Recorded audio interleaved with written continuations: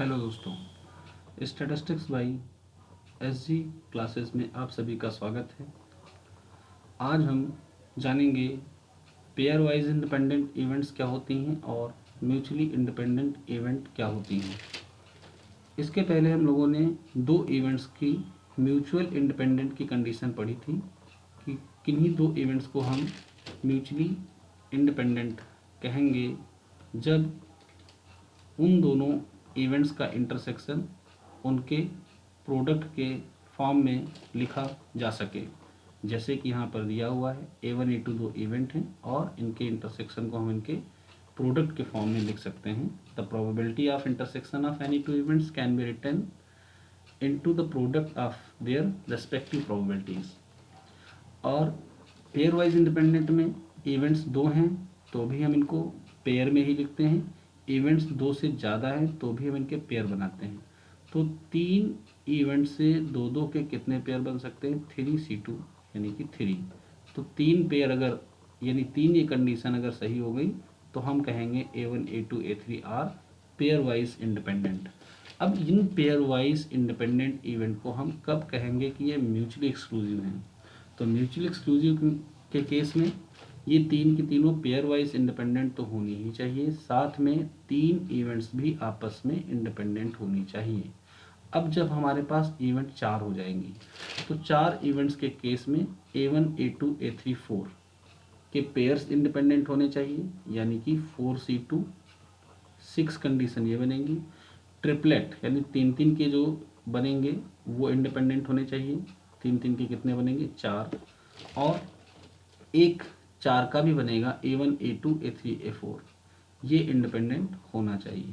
हम अगर चाहें तो चार इवेंट्स पर देख सकते हैं टोटल इंडिपेंडेंट कितने बन रहे हैं। सपोज दैट हमने इवेंट्स ले ली हैं A1 A2 A3 A4, तो पहले हम लोग देखेंगे A1 A2 होना चाहिए, A1 A3 इंडिपेंडेंट होना चाहिए, A1 A4 इंडिपेंडेंट होना चाहिए। इसके बाद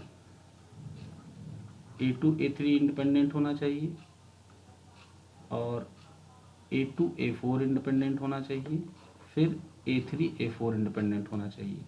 तो ये तो दो दो के पेयर हो गए। टोटल पेयर क्या होंगे? A1 A2 A1 A3 A1 A4 A2 A3 A2 A4 A3 A4 6। इसके बाद तीन तीन के भी पेयर इंडिपेंडेंट होंगे। तीन तीन में 1 2 3 का एक पेयर बनेगा, 1 2 4 का एक पेयर बनेगा, 1 3 4 का एक पेयर बनेगा और 2 3 4 का भी एक पेयर बनेगा। ये चारों अगर आपस में इंडिपेंडेंट हैं, तीन तीन के जोड़े जो हमने ट्रिपलेट जो हमने बनाए हैं ये अगर आपस में इंडिपेंडेंट हैं तो ये तीन तीन की कंडीशन हो गई। और एक चार की कंडीशन भी बनेगी 1 2 3 4, ये आपस में इंडिपेंडेंट होने चाहिए। तो अगर हम ये काउंट करें कि कितनी कंडीशंस होती हैं म्यूचुअल इंडिपेंडेंट की, तो इसके लिए हम लोग यूज़ करेंगे फार्मूले को। हम क्या करेंगे? सपोज दैट हमारे पास n इवेंट्स हैं तो दो दो के पेयर इंडिपेंडेंट हों, तीन तीन के ट्रिपलेट इंडिपेंडेंट हों और इसी तरीके से एक n का भी बनेगा जिसमें सारी इवेंट्स एक साथ होंगी, वो भी आपस में इंडिपेंडेंट हों। अगर हम इसकी वैल्यू को कैलकुलेट करना चाहते हैं तो हम इसमें NC0 और NC1 दो वैल्यूज़ मिसिंग थी, इनको हमने ऐड कर दिया और सब्ट्रैक्ट कर दिया।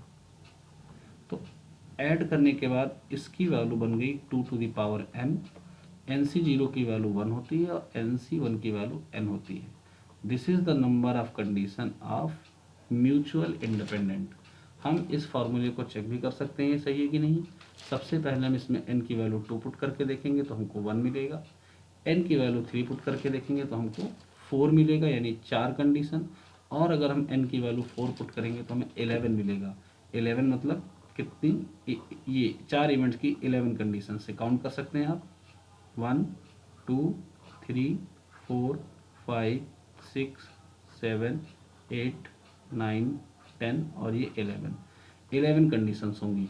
तो इस पर बेस्ड क्वेश्चन बनने की संभावनाएं हैं कि म्यूचुअल इंडिपेंडेंट की कंडीशंस कितनी होती हैं, या पेयर वाइज इंडिपेंडेंट इवेंट और म्यूचुअली इंडिपेंडेंट इवेंट में क्या रिलेशनशिप होती है।